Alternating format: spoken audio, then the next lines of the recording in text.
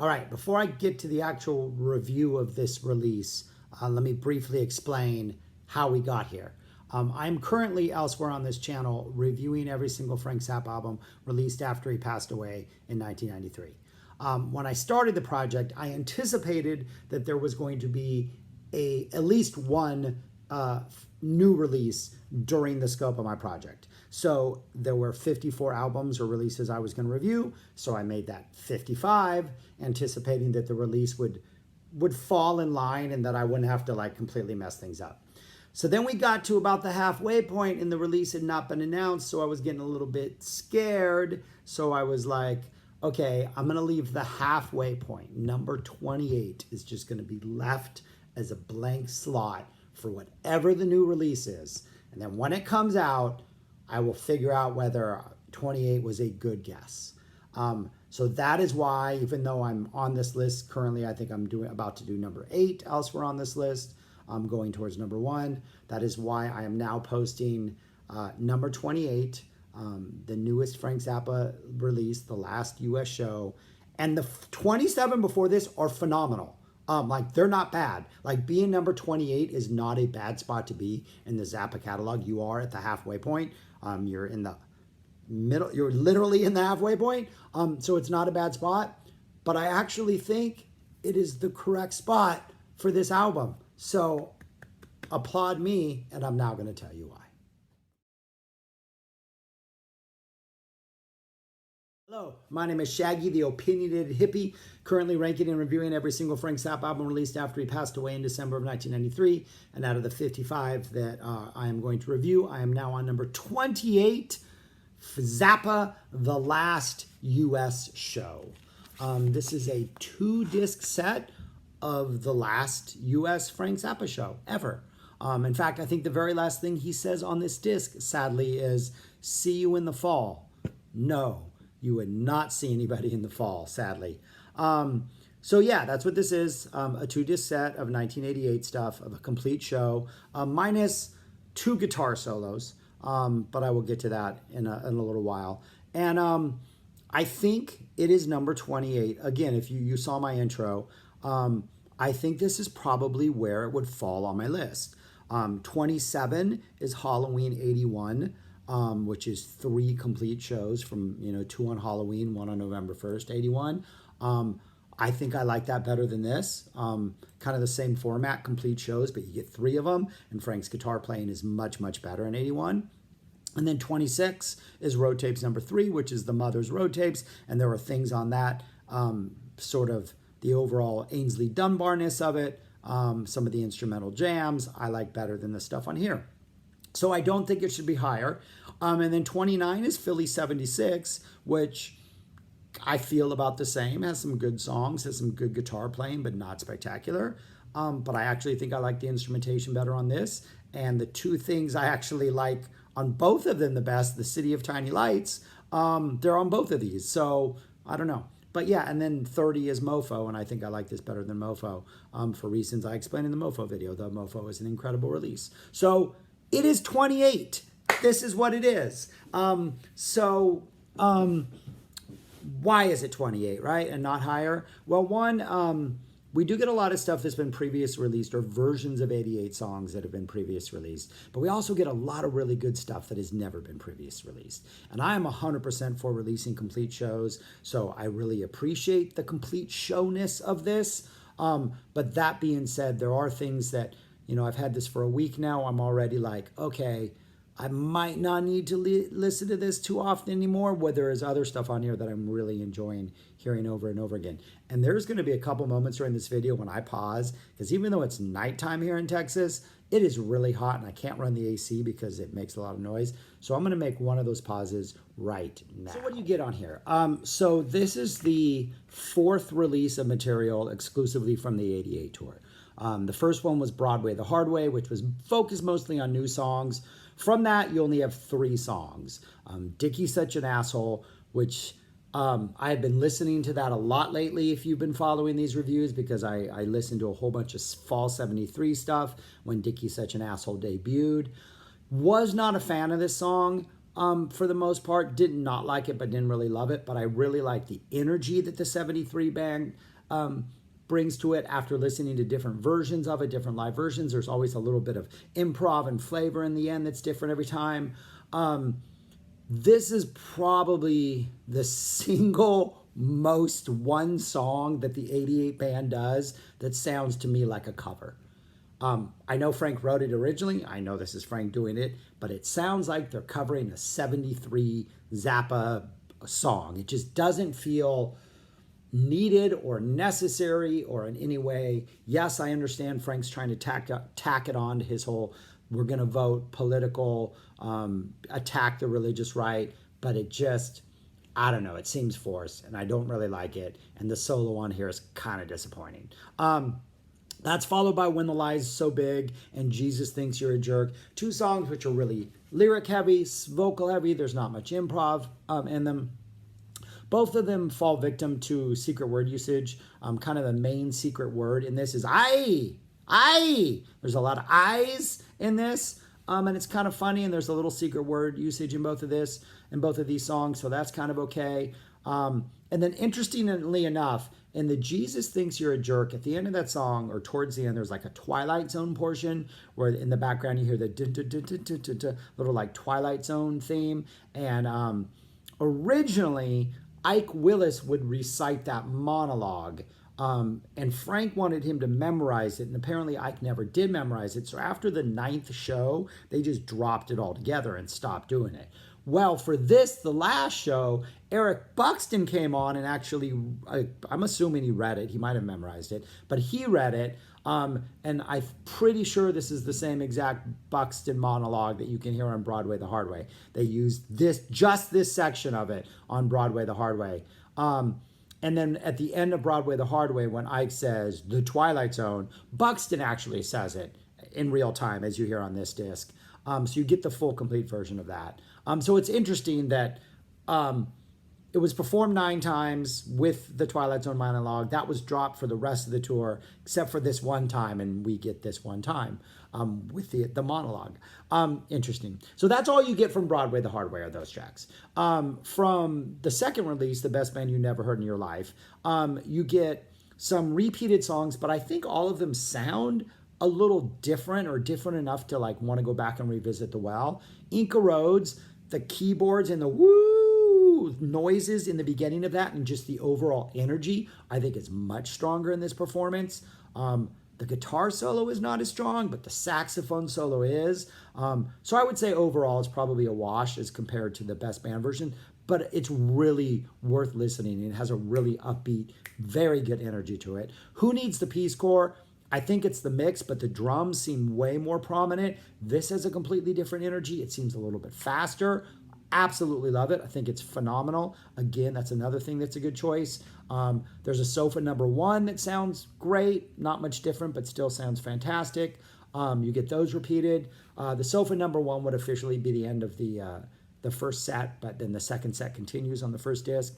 You get the Torture Never Stops with Bonanza, Lonesome Cowboy Burt, and then back into Torture with the solo. You don't get as severe secret word usage in this version. They don't change the words of Lonesome Cowboy Burt as they do into Lonesome Cowboy Swaggart on the Best Band version. So it's neat to hear sort of the original words done by the 88 band. A pretty strong solo. Neither one of these solos are fantastic for both Inca Roads and Torture. If you're looking for Inca 79 solos or Torture 78 solos, you're not getting them. Like these solos, you have to par down your expectations. And these are both pared down expectation solos, very much so, but they have their moments.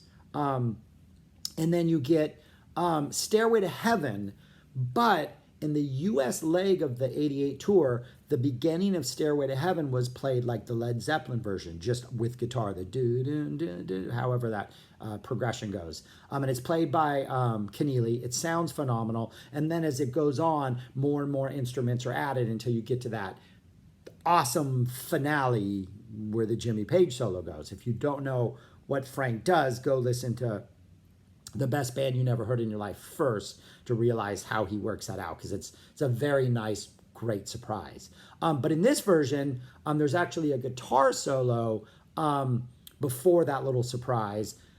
The guitar solo is not from this show. Dweezil actually played the guitar solo in Stairway to Heaven during the show, but Dweezil asked that his guitar solo from this and from Whipping Post be removed. He was only 18 at the time. Maybe it was for quality reasons. Who knows? But these are replacement solos from previous shows. The Stairway to Heaven solo is great, and this was an excellent choice. The Whipping Post solo, I don't quite understand. I think it's the low point of the album. I think that entire song just kind of feels dead and tired by this point. Yeah.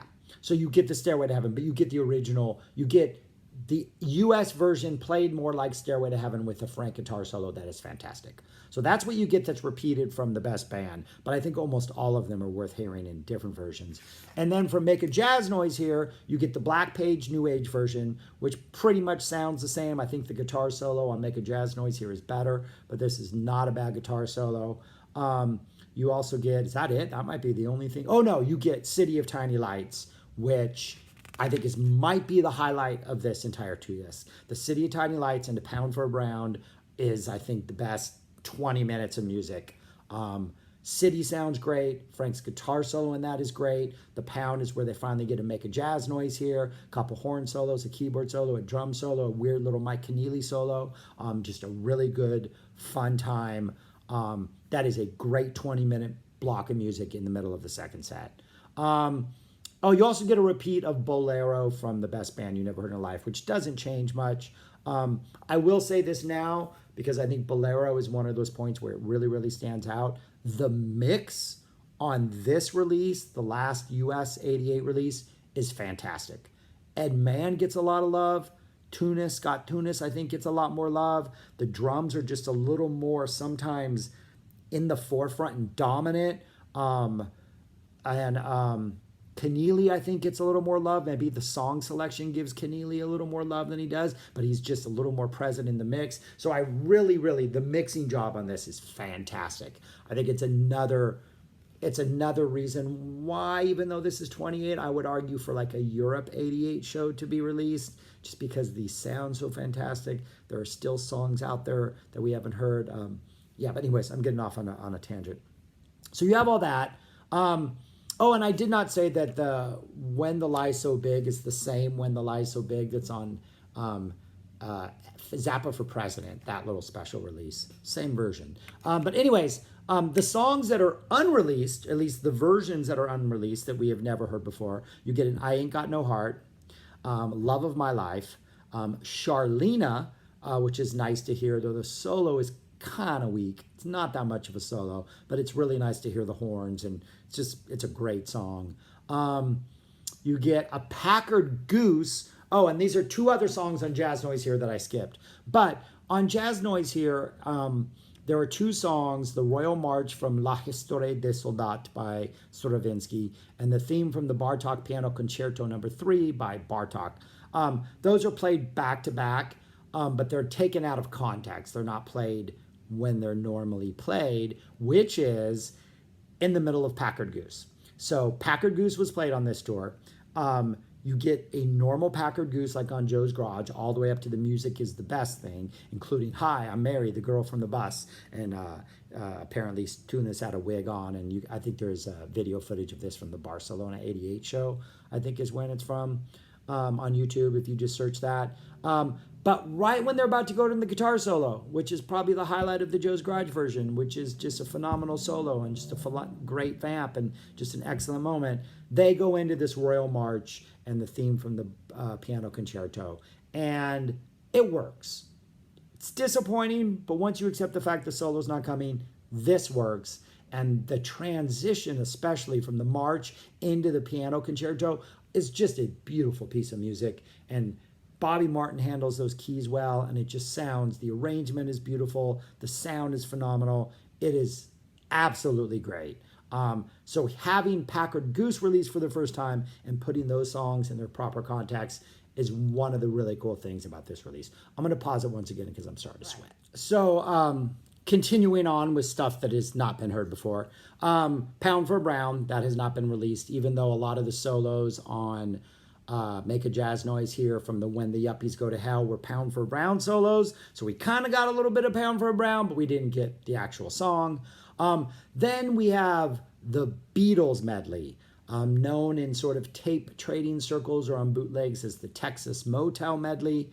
Frank took 3 Beatles songs, Norwegian Wood, Lucy in the Sky with Diamonds, and Strawberry Fields Forever, and changed the lyrics to reflect the story of Jimmy Swaggart and the Texas Motel and the prostitute and all that stuff. And it kind of works. And the reason it works is, one, the songs are great. I mean, they're Beatles songs. Their melodies are just perfect melodies. The arrangements are amazing. The band performing them live sounds incredible. Some of the lyrics are forced. They're obviously dated, but some of them work really well and they're kind of funny. And to hear classic Beatles songs giving this sordid, X-rated story about Jimmy Swaggart kind of works. And so I'm okay with that. That's followed by Peaches and Regalia. Correct me. Great. I think we now have every single live version of this from every band. We got the 70s, 71, right? And then they didn't do it again until 77, 78, 79. And then we didn't do it again until 88, right? So I think we have every single version of Peaches and Regalia that's been performed. So I think that's pretty cool. And then we get an I Am the Walrus, pretty much just played straight. Ike Willis's vocals sound great. The arrangement is great. The horns sound phenomenal. It's got every little part of I Am the Walrus. An incredible surprise, and it just sounds neat. Then you get the Whipping Post, which is kind of a disappointment, just kind of sounds tired by then. And then the whole thing closes out with America the Beautiful. The same version that I think was on Zappa for President was the name of that album.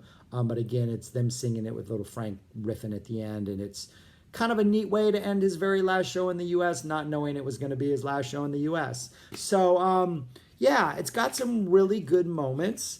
I don't think I gave, this is the exact order, in order, the entire show, track by track. So this first CD, Frank does voter registration. There's talking for about 7 minutes. Get the Black Page, Ain't Got No Heart, Love of My Life, Inca Road, Charlena, Who Needs the Peace Corps, into I Left My Heart in San Francisco as on The Best Band, Dickie's Such an Asshole, When the Lights So Big, Jesus Thinks You're a Jerk, Sofa Number 1. That's the end of the first set. Then, as they played over the loudspeaker at the concert, you then get the Synclavier piece, One Man, One Vote.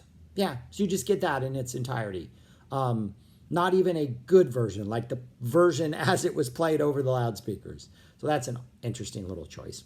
Then we come back, we sing Happy Birthday to Chad because it's his birthday in the second set. It was in the first set too, but we acknowledge it again explicitly in the second set. Then we get Packer Goose, the Royal March, theme from Bartok, Packer Goose back into it. Torture Never Stops, theme from Bonanza, Lonesome Cowboy Bird. The second part of Torture, City of Tiny Lights. Oh, we're on disc 2 now with Lonesome Cowboy Bird. Lonesome Cowboy Bird, Torture Never Stops, City of Tiny Lights, Pound for a Brown, the Beatles melody, Peaches and Regalia, Encores, Stairway to Heaven, I Am the Walrus, Whipping Post, Bolero, America the Beautiful. So I would say the highlights are the City of Tiny Lights and the Pound for a Brown, plus all these sort of cover songs, the I Am the Walrus, the Beatles melody, hearing the Peaches is great, hearing Charlena is great. The lowlights, sort of the 3 songs from Broadway the Hard Way. Whipping Post is kind of and Frank's solos never really reach a really memorable peak. I would say the only 2 that would probably be something you would pull from this album and say, hey, check this out, are the City of Tiny Lights and the Stairway to Heaven solos, but neither one of them are transfusion worthy, if that's a thing. But anyways, yeah, that's my thoughts on this album. It's really hot, so I'm going to try to wrap this up now. I think it belongs at 28. I think that's a good slot. It's definitely not better than Halloween 81, but I also think I might enjoy it more than Philly 76 because of the horns, because of the mix, because of the song selection. So yeah, that's it. It's still a great release. I would recommend people buy it. If they release another 88 show, I am definitely going to buy that, especially if it's a European one, but if it's a US one, I also will. But a Europe one, I think there's reason to hear more Live 88, especially if you get a Marcuson's Chicken. We still don't have a Marcuson's Chicken. The More Trouble Every Day with the 13 vamp, we still don't have that. There are things out there that we could still hear. So give us more, CFT. But that's it. Let me know what you think if you got this. I know some people out there have already commented that they have it. I would love to now know your more in-detail thoughts in the comments below. You know how that works. Thanks for watching. I'm going to turn on the AC and cool myself down. Talk to you later. Bye.